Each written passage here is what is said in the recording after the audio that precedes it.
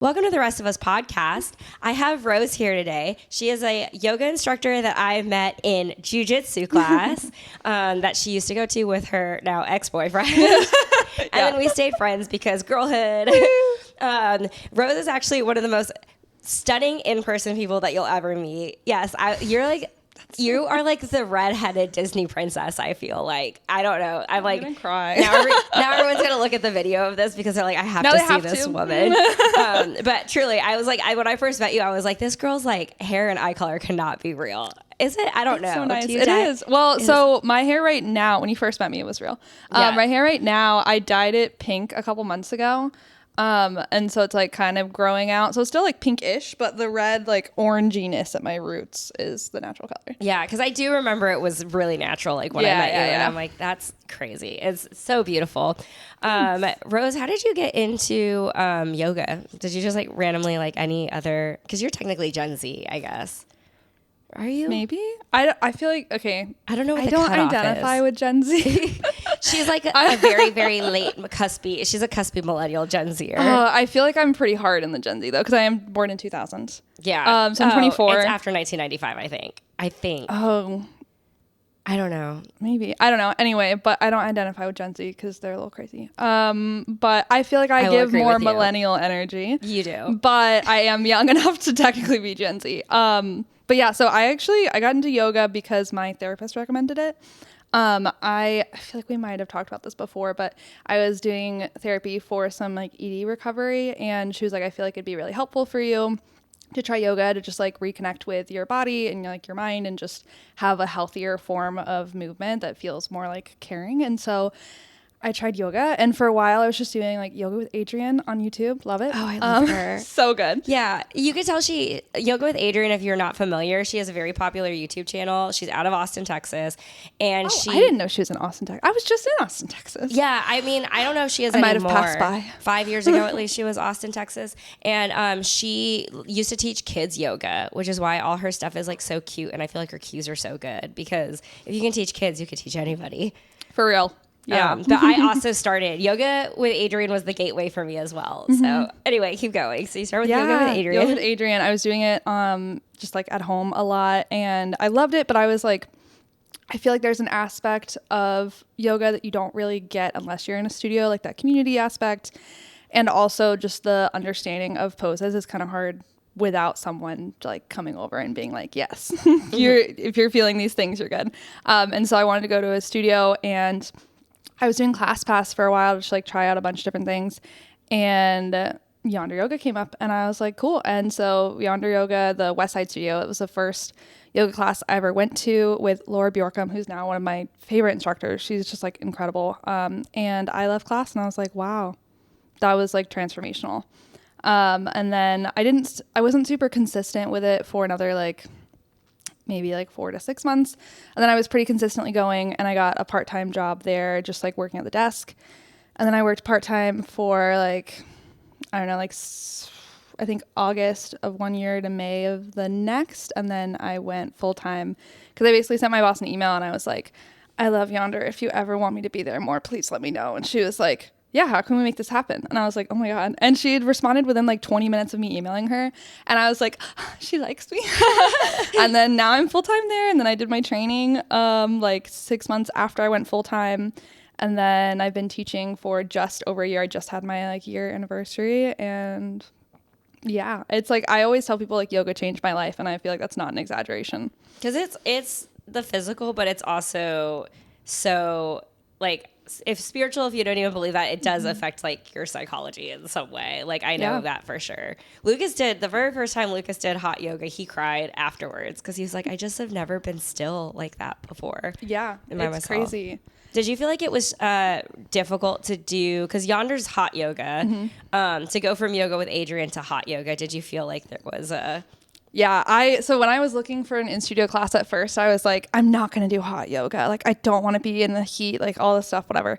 And then I just couldn't really find a studio that wasn't heated. And so I did Yonder, and I loved it. And I didn't think that I would like the heat. And like, it took me a while to get used to it. But I feel like now I go and take a non-heated class and I'm just like, oh, it's so cold. cold. Like my toes are cold and like I'm anemic. So I'm like, my toes are always cold. And so with the heated yoga, I'm like, it just feels like a hug. And like sometimes it, you know, it does like, it gets pretty hot in there. And so sometimes I'm like, I'm dying. But it's still like, I don't know, it's kind of nice. I like that intersection of like the heat being like warm and comforting, but also like pushing me to a limit. And like, I feel like that part of vinyasa yoga specifically, which is like the like breath to movement that we do at Yonder, that part of vinyasa yoga is like what really like drug me in deeper, was like that feeling of like, I keep pushing myself further and further and like I can do hard things. And like, I feel like that carried over a lot in my life of like, I've already been doing these like challenging physical things and I can do hard things in other aspects of my life too. Like break up with somebody that's not meant for me. I think that's something that people find with yoga is that it reflects, they'll say that like it reflects your daily life.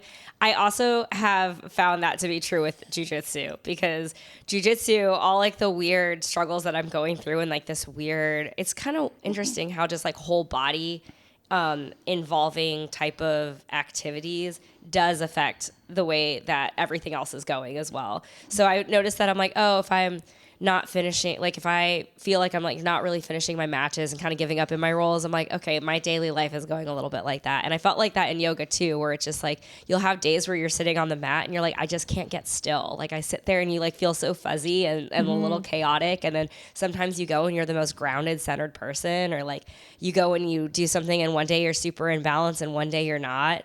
And I think what I really liked about yoga and what it taught me was that the day-to-day is different, but it's not necessarily like a progress or regression thing, in that I felt like, if coming from like a sports background, it's like everything was either progress or like you took time off and it was regression. There was never just like on Tuesday, maybe your body wants to be in balance and on Thursday it doesn't. Not that you got worse, like you just are out of balance or like your body just does not have the same balance, or like with your hormones like fluctuating and all these different factors to There's it. so much to be said for hormones too. I feel like wherever, like with menstruating people, like wherever you're at in your cycle changes a lot too around it, because like you're just not going to feel, at least like for me, when I'm on my period, I'm like, I just don't feel like I can move as much. Like I want something calmer. I normally do like a yin class or like flow and restore instead. Like if I do a full flow, I'm like very gentle with myself, because it's just like, I just can't do the same things. Like I just don't have as much energy. It's funny because I actually even find yin its own challenge, because it is so much hard. Yeah. Because it's like, it's there and then you're there for a certain amount of time and is a lot of letting go and that kind of thing. So I found that I also noticed, like, I guess, would you call it pressure? Like the pushing yourself. Some people have called the heat pressure, like in it, and I have noticed that as well. And I also, coming from yoga with Adrienne, was very against doing hot yoga. I went with a friend and I was like, this is everything against what I believe. Yeah. To be yoga, because like yoga with Adrienne's like find what feels good and like all these different things, and the idea of like pushing myself in yoga class sounded so like wrong. I don't know. And then when I did it, I also hit a point where it's like, I can't imagine I did this without heat ever before. Yeah. Because it is so nice. It feels correct to be stretching and working your body out like in the heat. Yeah, and I feel like even like I did a couple classes when I was in Austin that were like in the 80-ish degree range, and like that was fine, but I was like, oh, I really miss my 93. like when you're used to that, it's everything else feels colder. yeah, I was wearing socks in an 85 degree room. I was like, I'm so cold. I did do there is hotter than 93, right? Yeah, I think hot yoga technically is like 105, so like Yonder is like heated yoga, which I tell people a lot because they're like, oh, it's hot yoga, and I'm like, well, technically I think hot yoga is perfect, a lot hotter. Though. I do too. I'm like, I don't think I could do hotter than I think our heat is like perfect personally. I mean, I'm a little biased, but like, I feel like if it was too hot, I would be overwhelmed by the heat. And if it was colder than that, then like, I mean, like I've done before, like I am cold, like my body, I just feel like I don't warm up as much. And like, I think there's a lot to be said for seeing what you can do in a colder body, but I just don't find it as comfortable. Yeah. I'm like, this is not what I'm here to do today. I also love the hot yoga in wintertime. It's my favorite. Yeah. It's the only thing that gets me out of bed, because the idea of going into a cold gym is just horrible. Yeah. But like waking up and being like, okay, what I also loved about hot yoga is you're like, okay, if I roll out of bed and grab my mat and get in my car freezing cold. And I go and I like roll out my mat and I lay there. A workout is going to happen. I was like, the whole experience is going to happen. Like the workout plus the thing. I will say, controversial opinion. I hate doing like ab core workout in yoga class. That's fair. Yeah. I know a lot of people who don't like it. And I've taken a few classes where we don't do it. And like, I think that's fine. I like the reason why it's a big part of Yonder at least is because like, I always say like your core is your like powerhouse of stability, and like you use your core in a lot of different poses. And like this week in class, right after we do core, we're practicing like crow pose because it's an arm balance and you use so much of your core for that. And so I think your core work can be really beneficial because especially if you're working into more like physically challenging poses. But I also can see how like sometimes the verbiage around core work can bring it into like more of a workout sense versus like the yoga of the like mind and body connection. So I feel like there's a really hard like line to toe there. Yeah, it's I understand why it has to be there because this is like someone's like whole workout. Like this might be like all somebody does during the week and they have to get it in.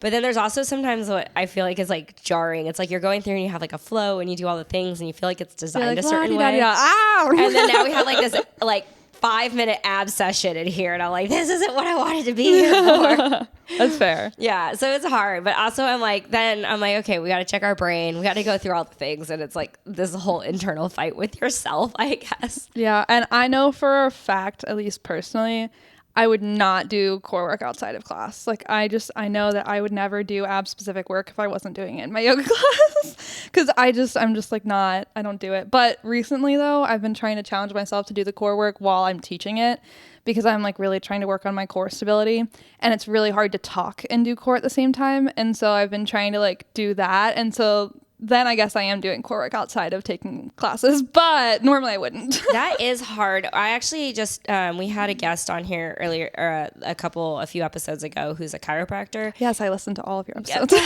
And he was talking about the breath work and like having to fill up. And I'm like, yeah, it would be so challenging to speak through core work in a 93-degree room. Like also you're like, 40 minutes into the session and then you get to the core work. And like after you've already been talking the entire time and having to do all of that, I just feel like would be such a challenge. It's crazy. I feel like honestly, everyone thinks of it differently, but the most difficult part for me teaching is finding when to take a drink of water.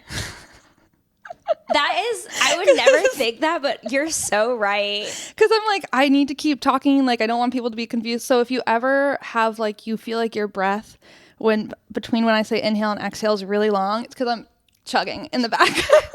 I'm like, inhale, sigh it out. Like even if you're like just walking around in that 93-degree room, it's like you have to hydrate. And you're talking so much the whole time that like there's been times where I'm like in the middle of a core work session and I'm like, inhale, and I'm just like, I can't clear my throat. Have you found any like challenges with like electrolytes and stuff working in the heat so much, or do you not really have an issue with that? Yeah, I drink a lot of electrolytes. Yeah, I definitely have an issue. I get real dehydrated because like I teach a lot and then I like practice pretty regularly too. And so I try to do electrolytes like every other-ish day, but sometimes I do it like more regularly when I'm teaching more just because I need it at that point. Anytime my sweat starts to taste good, I know that I'm dehydrated. Oh, that's so funny. I'm like, oh no, this tastes sweet. That's wrong. That's also the challenge with like an even hotter room is I'm like, I just turn into a fountain. Like I did a Bikram class once and I'm like, well, there's the reason this entire practice. Well, it was like, I mean, no one calls it Bikram anymore because of all the 26 and 2. Whatever the controversy is. I don't remember. Oh my God, you should watch the documentary. I did it, but everybody told me that it was crazy. But I went to like it's definitely a Bikram class, but everyone's calling it something else now because of the controversy around the Bikram guy. But it was in New York, and I went there, and I had done so much hot yoga with my friend who went to this class, and it's all upright, which was different because it wasn't. Yeah, like because compared to like regular yoga with the other flows, like it's mostly upright. And so I was like, okay, this is different. And he was like, okay, have you like practiced in the heat before? And my friend's like, oh, we've done it a lot. And it's true. Like we have done like 3 years of hot yoga together. I had never been in anything like this. I was like, there was a minute in the middle of the class where I did like have to sit down. And like, you know how sometimes like you'll lay down and do like the hand over your heart or like do whatever. He was like, no, you have to say like sitting up. I was like, okay. Cause it was so. It actually is better for you to either sit or do chest down towards the mat, like facing down, because when you lay on your back like that, it like starts to get like overwhelming and your blood goes down. Yeah, it's like the blood and pressure. Then you go to stand up and you're like, oh, and then you feel like you can't do anything more for the rest of class. I got that exact same speech in the middle of this Bikram class in New York. And so I was like, and the guy is like, he reminded me so much of my jazz teacher, but he was like, he was just a yoga teacher in New York. And I was like, you guys are all the same. I was like, you have like the same energy. Like, I feel like this guy, if he wasn't teaching yoga, would also be like, I don't know, running Beyonce or something in another class. But he like, I like sat back up and then I sat there and I like looked at my friend. I'm like, all I could think of the whole time at this point was how embarrassing I was, because we were like, oh, we got this. And I'm sitting there like 20 minutes into this class, like needing to sit down. I looked at her. I was like, yeah, this is a lot of pressure. And I don't know how hot it was, but it felt like extreme, because I'm pretty sure that they're like one of the hotter ones that they do. Sometimes it's like the humidity in the room too, because we pump humidity into the room at Yonder, and like it changes it changes it a lot. And like I like the humidity because it keeps it like, I don't know, it keeps it more like a hug, like that warm heat. I feel like the dry heat can be a little but if it gets too humid in the room, I feel like that's when I start to feel like I can't take a breath. And I've like taken classes before where it's like so humid that you're like, I'm breathing in water. Yeah. And like, it doesn't happen often, but when it does, you're like, I literally can't do anything. Like, this is so crazy. So I could imagine in like a hotter room, that line being a lot harder to toe. Yeah. Like inhaling a jacuzzi. You're like, yeah, this is not what I wanted. But it was still wonderful. And also it was winter. So everything about it was still great. Yeah. It's just, you're like, thank God it's warm. yeah. The first time I was just like, oh gosh. And then I'm like, no one needs to be thinking about being embarrassed in the middle of like a yoga class. I'm wondering if like, do you find, what's your like, I guess, favorite thing about having like new people in class? If they're like, I came in, I'm like, never done hot yoga before. Do you get a lot? I think it's in 2024. Do we still get a lot of like yeah, newbies? I still get a lot of newbies, and I teach foundations classes on Sunday at our perimeter studio if anybody wants to come. But I teach foundations on Sundays, and so I get a lot of newbies there, and it's so fun. I feel like when people take their first class, my favorite thing is honestly when people take a pause. Like if someone just like sits down on their mat and goes to like child's pose, I'm like, yes, you're listening to your body. And like that just makes me so happy, because I feel like, especially when it's your first heated class, like it's a lot and it can be overwhelming. And like I always say, like the first step in yoga is listening.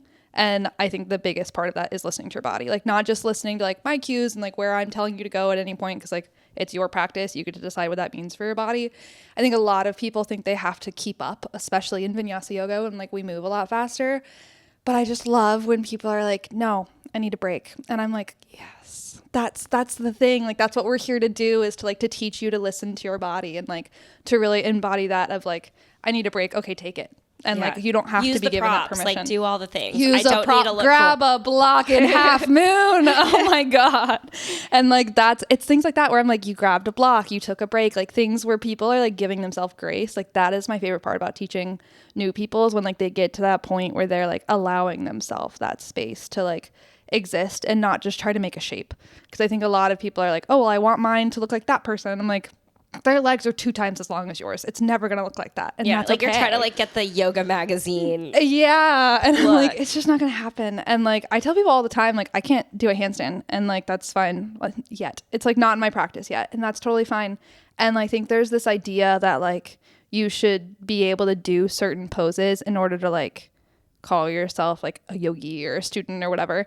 And like I just disagree with that. And I'm so happy when people can just understand that like their bodies either aren't going to do something or aren't going to do it yet, or they need help to get there. And like I use blocks all the time in class, and I've been practicing for years now. And like you should use blocks when you need them, and like to find that support. Like there are certain poses that I'm like, especially do you know triangle pose? So many people in triangle pose are like, I want to put my hand on the floor, and I'm like, I don't care, your hips aren't square. Like the intention of the pose is like the square hips help you find that side body stretch, and so like it doesn't matter if your hand touches the ground, because like you're not actually getting the right stretch if you turn your hips down. And so many people will start to turn their hips, and I'm like, that's not the pose. Well, I also find this too in oh my gosh, in Warrior 2, where you like reach over. What is that? I guess that's still like a Peaceful Warrior. Yeah, it's like one of those. Like it's not the peaceful, but the other direction. Extended side angle. Yeah, where you have like forearm to thigh. Yeah, that one I have found it to be more challenging doing the less like yoga magazine looking version, because it is harder. Like I feel more of all the things, and then like it's easier to cheat and just like chill if I'm like doing the whole bind sometimes, and like, and it's weird because I am definitely the personality where I'm like, I'm going to take a step back and do all the things that feel good. Or like, if I can't do it with like my regular breathing, that's another weird thing is that I've found that depending on the day, if I'm doing the breathing correctly, I'm actually sometimes find I'm like, okay, this is all we can do today. We can't, even though we've like maybe touched the floor before, we've had like a completely different experience before. Like today is with full breaths. This is as far as we're going. And I found it to be like more challenging there. But then when I get back to the bind finally, it feels completely different. And I'm like, I don't know what I was doing before, but this feels completely different. So yeah, I think there's a lot to be said for taking a full breath in a pose. And I think a lot of people will be like, oh, I can do this, but I can't breathe in when I do it. And I'm like, okay, then you can't do it. Yeah. Like, because like that's part of it is like your body when you find stress in your body, and if you can't take a full breath in something, like you've gone too far. Your body is engaging so many muscles that you can't move your lungs. Like that's not good. And then something's compensating and probably not. And then you're not getting anything out of it. Yeah, I'm like, if you're not breathing, you're not getting oxygen to your brain. Like that's like the most simple of the thing is like, well, you have to breathe. Like I tell people all the time, I'm like, you have to breathe to live. Like, so you're going to have to breathe in this pose too. And that's like the beginning of yoga class too, is like the breathing. Like with nothing else, it's just like the breathing. And then I'm like, well, then what are we doing with all of the poses if we're not even doing the breathing? Oh my gosh, this reminds me of one of my favorite instructors. I took her class a couple weeks ago, and she's like doing her like beginning thing and talking about how like breath is important and whatever. And she goes, and if you stop breathing, I don't want to say what happens, but just keep breathing. I thought it was so funny, and we all like had a little giggle, but like I was just like, yeah, like people try to do that all the time where they're holding their breath or something, and like I always, especially in core work, I'm always like, it's so much easier if you're breathing. Yeah. Like I just like straight up will tell people that like it's a lot easier if you're breathing. Like keep your breath moving. And I think people get lost in, again, trying to make certain shapes or trying to just keep going in a certain pace, that they lose their breath completely. And the point of yoga is the mind to body connection. You can't have your mind body connection if you're depriving your mind of air. Yeah. So like, and that's like so hard. I think I try to be really understanding with newer students, because it's like you're focusing so hard that you like forget to breathe, and I get that. But I think there's a lot to be said for like allowing yourself space to be like, okay, I do need to be breathing here, and just like take a deep breath in and out.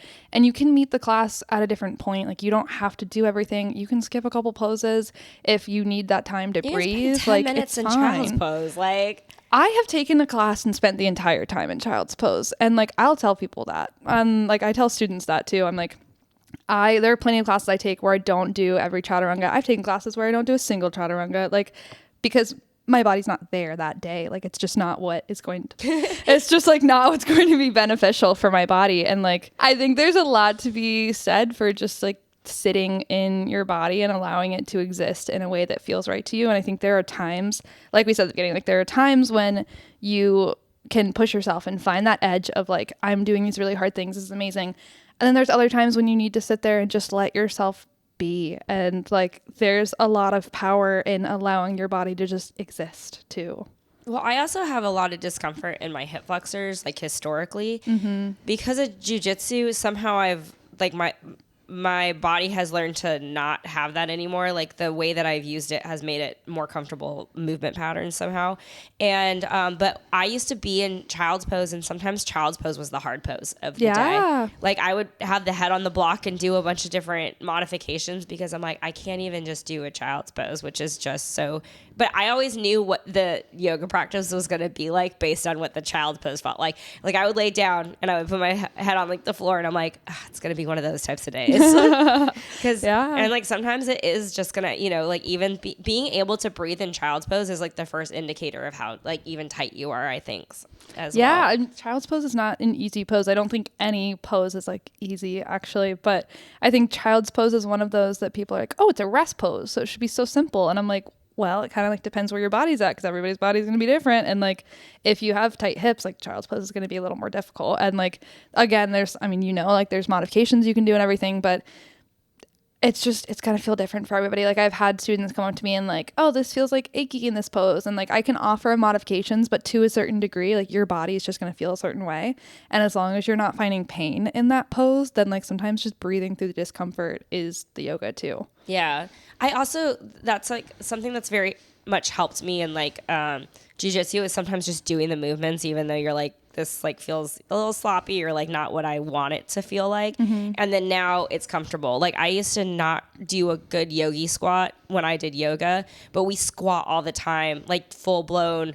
What is the name of the squat that I guess it is a yogi squat? Malasana? It is malasana, but like if you're just like a person chilling in another country and you just sit like that, like I think there's a name for it. You know what I mean? But it is the yoga squat. But I would be in that position, and I was like the type of person who always needed my heels off the ground. Mm-hmm. And we do it so much in jiu-jitsu. And then I started even like when I was just like warming up to just do regular strength and conditioning training, I would just always drop to that squat. And I'm like, I know this looks horrible as like not a malasana.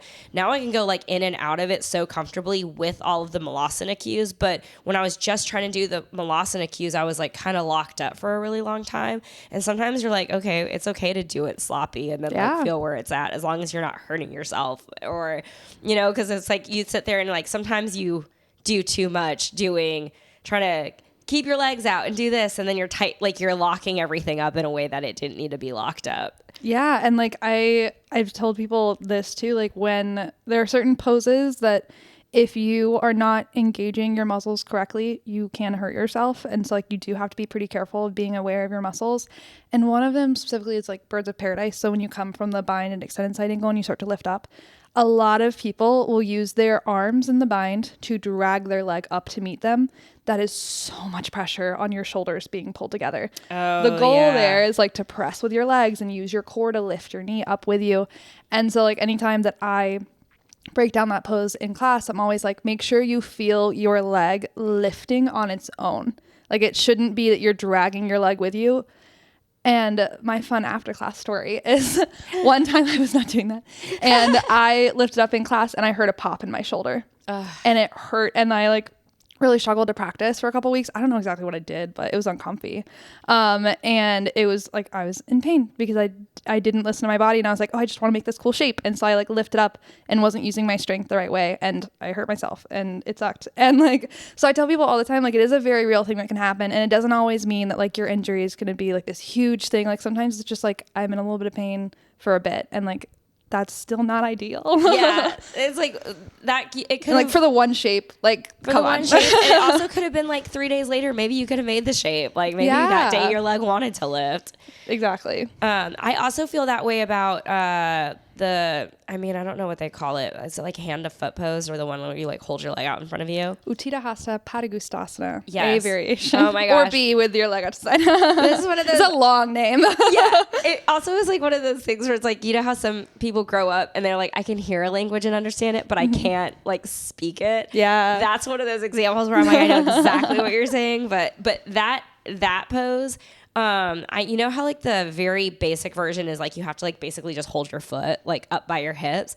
I did that for like a year in. There's a lot of hip flexor mobility there, holding your foot that close to your hip. Like that's, and like I always tell people, I'm like every variation of that pose is still going to be challenging in different ways. Like yeah, and that's it. Because going back to the child's pose thing, like I always had a really hard time bringing my knees to my chest for the longest time before Me jiu-jitsu. too. I always felt like I was like compressing my chest so much, and I would feel like I couldn't breathe because I was like in this tight little ball. That and very similar feeling, and then also like pinching and like crunchiness. Oh yeah. And one of the things that really did fix it was as on Peter the chiropractor's podcast was the changing of my core engagement really helped whatever I was doing to get my knees all the way to my chest. I'm like, I don't know what I was engaging on top of everything else or doing differently, but something about doing the regular yoga cue with the belly button to spine locked me up. Now I can kind of do it and do both, but originally something was happening where that wasn't like working. And it took me so long to like just even hold my foot up. For like a year I was going to like a Saturday yoga class at I don't remember where I was going, like Buckhead Yoga at the time. It closed after like COVID or during COVID. So it's been gone. Thunderbolt? Uh-huh. Maybe it was Thunderbolt. I think it was called like Buckhead Yoga. Oh. Yeah. Or maybe it was like Red Hot Buckhead. I don't remember. There was a Red Hot. That might have been it. And there's like the vinyasa class, and then there's like the one that's like kind of half standing, half poses. I guess maybe it's because I feel like none of them were like a real hatha class or like a real whatever. But it was the one that was like mostly like a standing class, and we would do a lot of that pose. And I just remember like a year I did that, and then one day I could extend my foot, and I was like, wow, that was like painless. Yeah, it's so beautiful. I love it so much when people have those moments where they're like, I tried this for so long with like this modification, and now I can do it in a different variation because I listened to my body and did a modification. I'm like, yes. And you stood there while everyone's like holding their foot out, and you're like, and here I am. But then it also I hold my knee all the time in that pose. Like I'm just, because sometimes I'm like, it's not gonna happen. And a lot of people, so many people, will round their back in order to straighten their leg. And I have straight up been in class and been like, I don't care if your leg is straight. I want your spine to be straight. And like I walked up to someone one time and they were like hunched over like this, and I was like, hold your knee, straighten your spine. Now you can reach for your toe without moving your spine. And it's okay if you can't reach completely. Like maybe you just hold your knee in this pose, but when you round your spine like that, like first of all, ouchie. Second of all, like you lose so much of your engagement and your stability. So then like now you're trying to balance off center while trying to straighten your leg. And like a lot of people will find that extension in the back of their leg without fully extending your leg. Like if you're feeling a stretch in the back of your leg, then like you're doing the pose. Your leg doesn't have to be straight. It's about feeling that stretch. And if you're feeling it with a bent leg, like that's fine. And like, I think a lot of people, again, just get stuck on this like image of like the picture perfect pose. And then they like either hurt themselves getting into it, or they're just like really uncomfortable in the pose and not in a way that's beneficial to them. And like, or you're doing it for a year, and like if you had just done it the other way, and then you would actually already have it. Yeah, instead like of the compensated version. Exactly. Yeah, that's it. I'm hoping one day my splits are someday like this, where I'm just like, you just go in without like. It is like yeah. People. A lot of people of someone say that can this. now do a split. Like, it took me so long. Yeah. Well, I don't know if I could do it as like a child. I could do it in high school. I was stretching a lot in high school, and I could do it. And then I like lost it for a while, and now I can do it again, only on one side. But I feel like it was that same thing of like, I just needed to like not push myself so far first, because the thing with like splits is like a lot of people will turn their hips off center in order to like get that opening where their legs touch the ground, but like the goal is not really for your legs to touch the ground, even if like it's like that's what you want, because you get more of a stretch with your hips staying square, like you get the quote unquote correct stretch. And so I think a big part of it for me was sitting in like our half splits and just like inching my foot forward and being okay with that being where I was at today, even if the person in front of me was like doing a full split with perfectly square hips, and I'm like, oh, that looks so good, but like it's not gonna look like that if I try to do it, because I'm not at that spot in my body right now. And like there are still plenty of days when I go into class and I'm like, I can't do a split today. It's not going to work.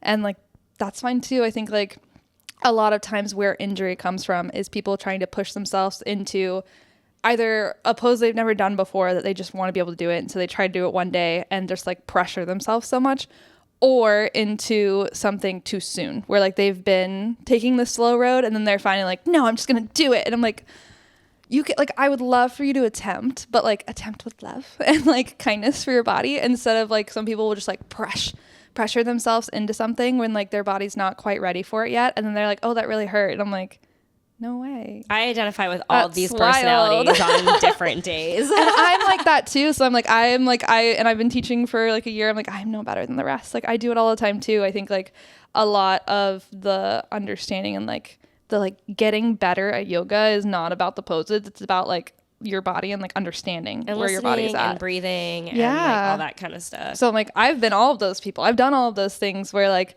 I push myself into a pose too far, but then like it doesn't benefit me in the long run, because if I injure myself, then I can't practice later that week. Or like if I push myself a little too far and then maybe I can't even practice the rest of class, then I'm like, okay, well, I just lost out on so much other movement when like I could have just been slower and not made the picture perfect pose and still gotten more movement out of my day or out of my week or whatever. And so I feel like we often push ourselves so far for like 10 seconds of the glory, and then we miss out on so much other life because we're trying so hard to do this one thing, which is great metaphor for everything else in life. Like if you're trying so hard for this one thing, then like you're missing all the other beauty in the practice and like in life when you're just like focusing on this one thing. I think there's a lot to be said for like if you're working towards a pose or a goal in life, like you can keep doing that, but like do it with love and still have space for other things too. And I think when we focus so hard on just this one thing and just this one pressure of like, I have to get this, I have to do it, there's so much like beauty is lost because you just sit there and you're like, I have to make this one pose in practice. And if I don't make this one pose, if I don't get this one split, it's all for nothing. And I'm like, that's not the yoga. Like, yeah. I feel like there's just a lot of ego, I think, especially in vinyasa yoga, that you have to just like let go of a little bit, and it takes time. And what's funny too is when you're in a vinyasa yoga class and you feel energy off of different people. Mm-hmm. Like I remember there's a woman in one of my classes that I'm like, you could feel like internally competitive energy from this woman. And I'm already the person who's like, Lucas's laugh in the back. It was like such a, like, especially when I was like in this buckhead room sometimes on like a Saturday morning with like different types of personalities in this room. That's such a beautiful way to say that. I just remember like I was like there and I'm like, I'm already the person using the blocks in pyramid and like triangle and half I love moon. A block in pyramid. Yeah, I'm like sitting there with all the straps. I'm sitting there doing all the things. Like I'm like doing child's pose modified. I'm doing everything. And I'm like, and then there's like a woman over here just like you could hear her grunting to get into the splits because she's just so frustrated. Yeah. And I'm like, I just don't think that this is it. Like when I hear, because I'll hear that sometimes in class when I'm teaching, I'm like, I just want to give them a hug and be like, it's okay. Like I feel like those people sometimes they just need like a breath, and like I'm like, girlie, maybe you need to go like cry for a second, just like get it out. Yeah, it'll be okay, and then you can come back. Like I just feel like people like they give themselves so much stress and so much grief over something that's supposed to be like calming and centering and grounding. And they're just like, I just can't do this one pose. And I'm like, so what? And like, maybe that's the like blasé yoga teacher in me that's just like, yeah, whatever. But like, I don't know. Because I've had those days too where like, I can't do this one pose that I've always been able to do before. And I'm just so frustrated with it. Like I've been working on chin stand again recently. And I used to be able to just like hold it and it was like no problem. And then I didn't do it for a while. And then I was just out of town for a bit. And so, all these factors. And then I get like frustrated that I can't do it. And then I sit there and I'm like, it's one pose. Like it's one pose. It's like a couple seconds out of my day. Like, you also remember all of the factors. Like, yeah. Like if you spent like 2 or 3 weeks out of it, like give yourself 2 to 3 weeks to get back in it. Like just give yourself balance of like having that opportunity. I mean, same. I have been the same person. So I'm like, that's what I always try to like reiterate. Like I'm like, I do that too. Yes, like I'm no better than anybody else. Like that grunting woman is me. Just But I just like that. I was like, there's always like some days you're like feeling real extra. You're feeling real extra doing all the extra I'm like, things. I'm going to do splits. I'm going to lean jump forward. back in every single vinyasa. Yeah. And then other days you're like, I'm going to step real slowly. And one time I jumped back and then fell. And that was, and I just sat there and laughed. And then I went into downward dog and I was like, all right, it's not the day for a jump back. That's my favorite is falling in class. Like falling in like a It's weird so little funny. tumble. Yeah. We're like doing something and you like can feel yourself going and like your hand's already not there to catch you. I mean, I love it when students can laugh at themselves about things because it's like, it's just so, it makes it so playful. And like there was one student who like laughed and then caught my eye and then laughed a little bit harder. And I was like, oh, love it. And like it was such a sweet moment because I think there are so many times when like people will fall out of something and they're like really frustrated and like a grunting woman, like they're just like, oh, I just really want to get this thing. And I think it's so beautiful when people can just sit there and be like, that was funny. And I'm just like, yes, like that. It's supposed to be so, it's supposed to be so like joyful and playful and like there is time to push yourself and everything, but like when you fall out of something, like, so what? Like the world doesn't end because you can't do a split today. It's also like hilarious. Like it Yeah, gives it's you a funny. little bit of joy. Like And that's like the thing that you also miss out just like practicing by yourself at Yeah. home is like, I mean, you could fall and no one sees it, but also how funny if you fall and everyone sees it. Right? Especially because I normally practice near the front of the room because I get distracted very easily. And so when I can just stare at a wall in front of me, I'm like, perfect. There's nothing, like I can pretend like nobody else is there. And so what's really funny is when I practice in the front of the room and then I fall and I'm like, every single person in this room just saw that. And like, I'm just like, oh, well, so bad. But I also love being that person that like falls out and laughs about it and people see it because then I'm like, well, now people know they can do it too. Especially because like I mostly practice at the studio I teach at. And so a lot of times when I take class, like people know that I teach there. And so I feel like it's really special too for like other people to see like, oh, even a teacher doesn't do everything or anything perfectly. And even she can laugh about it. And like that is like, that makes me really happy too when I like know that people notice that I'm just like letting my practice be and I'm like, you can do this too. Like I know it's inside of you. Like you can let yourself just be in your practice. And like I think it's interesting to toe that line again in vinyasa, which is about like a little more about pressing your limits. I think it's hard to find that balance sometimes of like I'm pushing myself to be more and to do the hard things, but also I acknowledge when that limit is beyond my reach. That's also something that when I stopped doing hot yoga as regularly as I was doing, because I still occasionally like go and like buy class packs and like do it. You can come for free on my guest pass anytime you want. I know. I need to hit you up on that. I just like have to catch her at the right studio, Yeah. like in the area.